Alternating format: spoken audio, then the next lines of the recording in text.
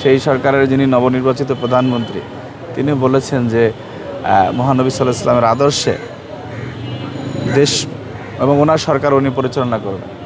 মানব জাতির ইতিহাসে মহান রব্বুল আলামিন মানুষের কল্যাণে মানুষের জন্য যে সর্বশ্রেষ্ঠ গ্রন্থ পাঠিয়েছেন মানুষের জন্য মহান রব্বুল আলামিন বিশ্বনবী হযরত মুহাম্মদ সাল্লাল্লাহু আলাইহি ওয়াসাল্লামের মাধ্যমে। এটি সর্বকালের সর্বশ্রেষ্ঠ মহাগ্রন্থ আল কোরআন। কোরআনের মধ্যে মানব জাতির কল্যাণ নিহিত রয়েছে।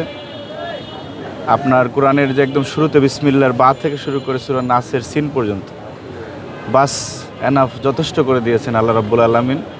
কোরআনকে মানুষের দৈনন্দিন জীবন থেকে শুরু করে রাষ্ট্র পরিচালনা সর্বক্ষেত্রে কোরআন সর্বকালের সবচেয়ে বেশি বিজ্ঞানসম্মত। সুতরাং আপনি যদি জ্ঞানের সন্ধান করতে চান, জ্ঞান আরোহণ করতে চান, পবিত্র আল কোরআনের কোনো বিকল্প কিছু নেই। সুতরাং আমরা বাংলাদেশ জাতীয়তাবাদী ছাত্রদল ছাত্র সংগঠন, আমরা ইসলামিক ঘরানার ছাত্র সংগঠন না, কিন্তু কোরআন হচ্ছে ছাত্রদল বা অপর কারো উপরে না। কোরআন সমগ্র মানব জাতির জন্য, এমনকি কোরআন শুধু মুসলমানদের জন্যও না, কোরআন সমগ্র সৃষ্টিকুলের জন্য, সমগ্র মাখলুকের জন্য হচ্ছে কোরআন। সুতরাং সেই কোরআনকে আমাদের জানতে হবে, পড়তে হবে, এবং যেটি দিয়ে আল্লাহ শুরু করেছেন যে ইকরা পড়ো, আর কোরআনকে পড়তে হবে। এবং আমরা যদি কোরআনের আলোকে জীবন গঠন করতে পারি, তাহলে আমাদের যে সমাজে যে চলমান অন্যায়, অবিচার, জুলুম, এই জুলুমের নিপাত হবে, জুলুমের অবসান হবে এবং একটি আলোকময় সমাজ গঠিত হবে। সুতরাং কোরআনের যে ন্যায়ের কথা বলা হয়েছে, এবং ইতোমধ্যে বাংলাদেশে যে একটি জনগণের সরকার প্রতিষ্ঠিত হয়েছে, সেই সরকারের যিনি নবনির্বাচিত প্রধানমন্ত্রী তিনি বলেছেন যে মহানবী সাল্লাল্লাহু আলাইহি ওয়াসাল্লামের আদর্শে দেশ এবং ওনার সরকার উনি পরিচালনা করবেন।